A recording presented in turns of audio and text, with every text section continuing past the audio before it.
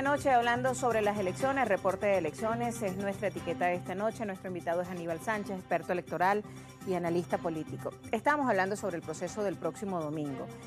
Señalaba que pues era una consulta y además que era un proceso electoral atropellado, el cronograma.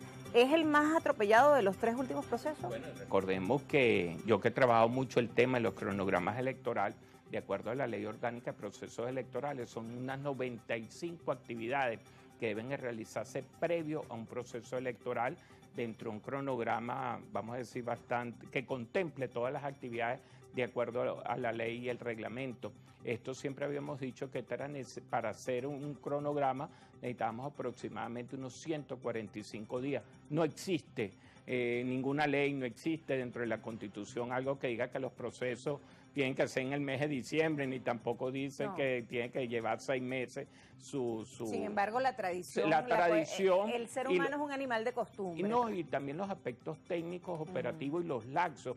Fíjate que cuando yo te elimino prácticamente lo que es la jornada de actualización, estoy recortando prácticamente en 3 semanas el cronograma electoral.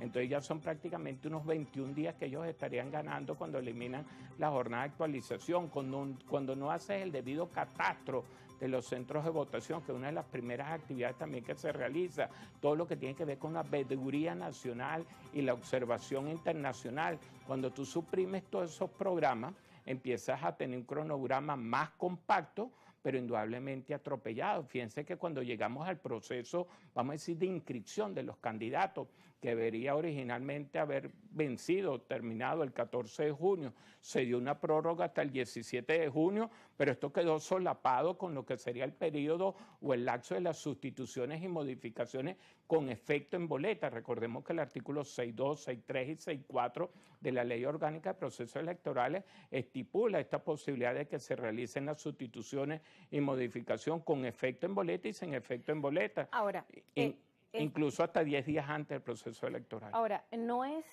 una violación hasta constitucional el no haber abierto el registro electoral para permitir pues que los que no votaron en los procesos anteriores pudieran hacerlo en este? Fíjate que no podemos caer en esa cuestión de que el registro electoral está abierto, porque el registro electoral es continuo.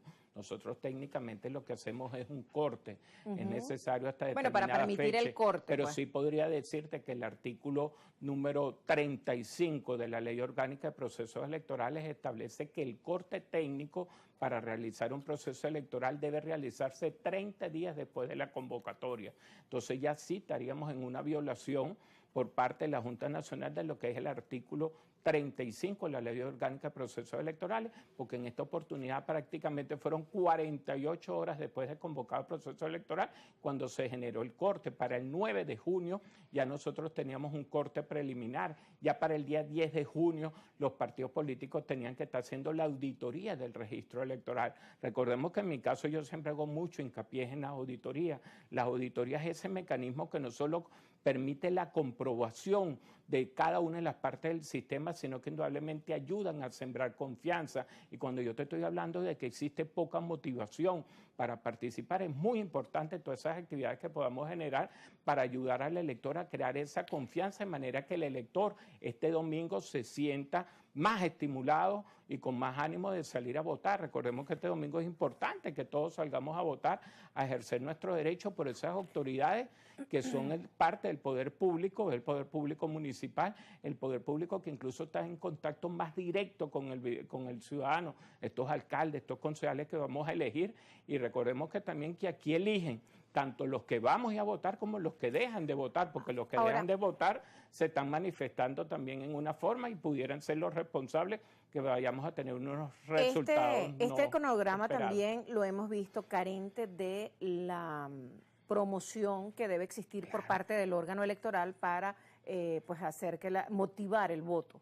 Ese proceso democrático que debe existir. Fíjate que yo mismo hacía mucho las denuncias. Me acuerdo que lo hice en un programa anterior contigo, en lo que tenía que ver con la divulgación, la brújula electoral. Mucha gente no sabe que hay elecciones. A horas ni quiénes del son los proceso candidatos, electoral, además. y todavía no sabemos. Muchas personas nos preguntan en la calle qué es lo que se elige.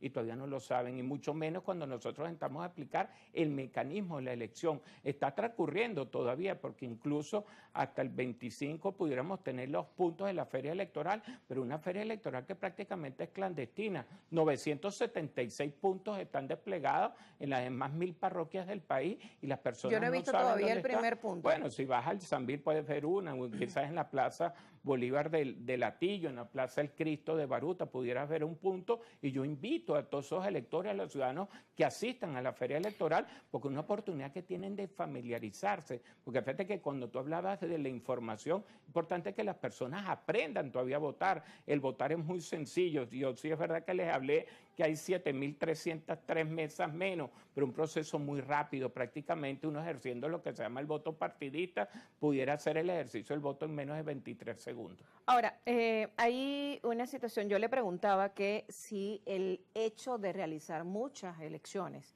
en este caso, en Venezuela, ¿es una característica de la democracia? Fíjate, hablar de democracia no es solo elecciones.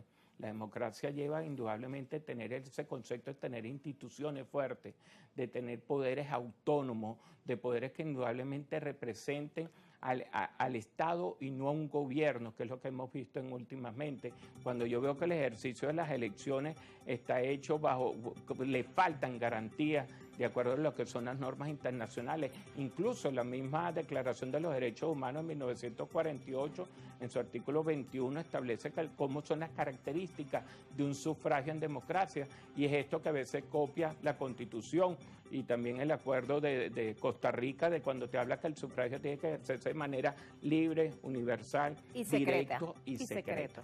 Vamos a hacer una pausa y de regreso seguimos ya conversando con Aníbal Sánchez, analista político. Recuerden que este domingo tenemos elecciones de alcaldes y consejos municipales. A la pausa y ya regresamos.